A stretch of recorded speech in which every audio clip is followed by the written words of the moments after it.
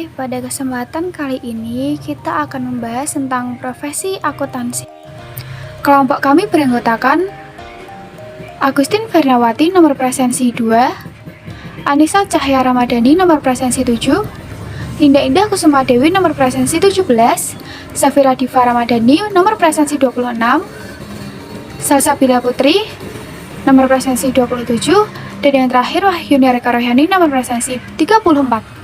Profesi untuk lulusan SMK jurusan akuntansi. Yang pertama yaitu akuntan.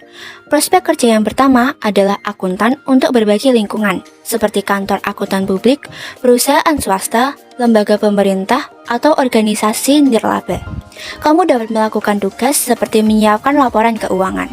Yang kedua yaitu kasir. Memahami tentang keuangan, perhitungan, dan pembukuan, lulusan SMK jurusan akuntansi juga dapat bekerja sebagai kasir, baik di perusahaan distributor produk, swalayan, toko maupun di perusahaan yang menawarkan jasa.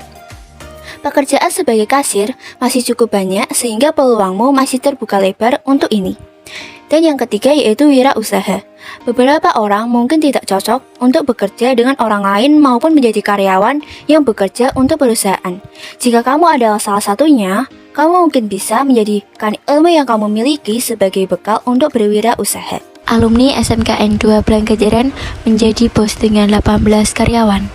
Ismail adalah alumni jurusan akuntansi dan keuangan SMKN 2 Blangkejeren yang sukses membuka usaha pasca lulus sekolah.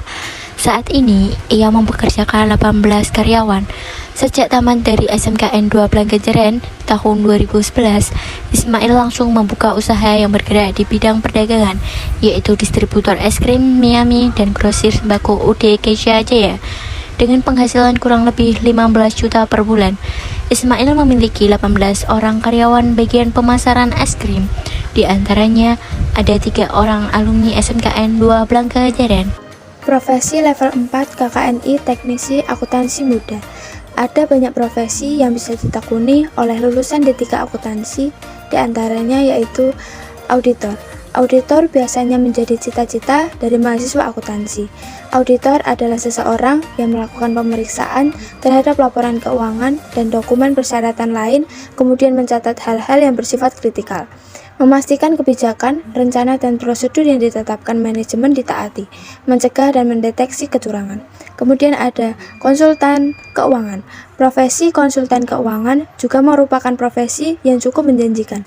Menjadi konsultan keuangan berarti harus bisa membantu klien untuk mengatur dan memberikan saran dalam hal keuangan, untuk menghindari kesalahan perencanaan yang dapat menimbulkan kerugian dan mendeteksi kecurangan. Wisudawan terbaik Prodi D3 Akuntansi STIE Perbanas Surabaya.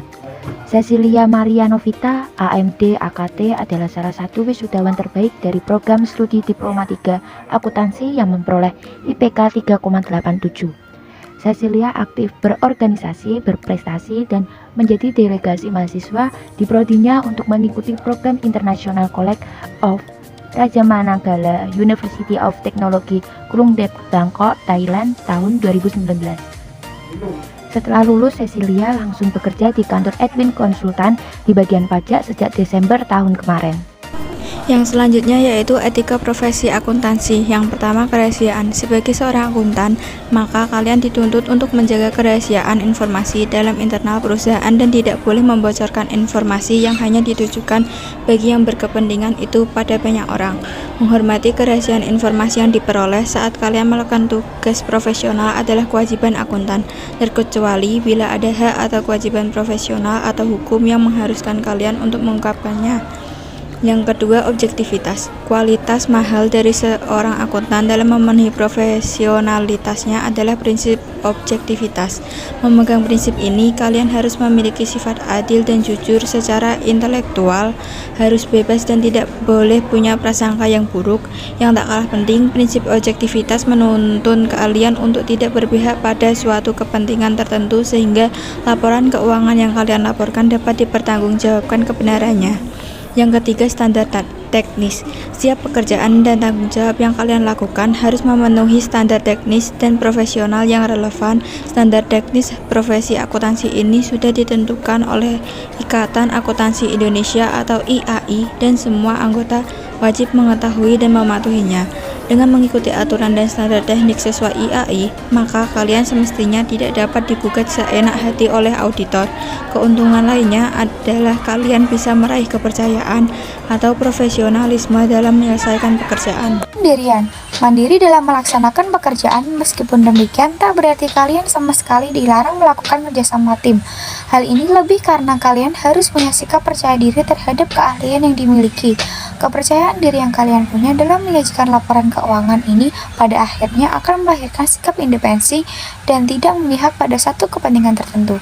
Sikap independensi ini pula yang nantinya akan kalian perlukan jika bercita-cita menjadi auditor profesional di kemudian hari.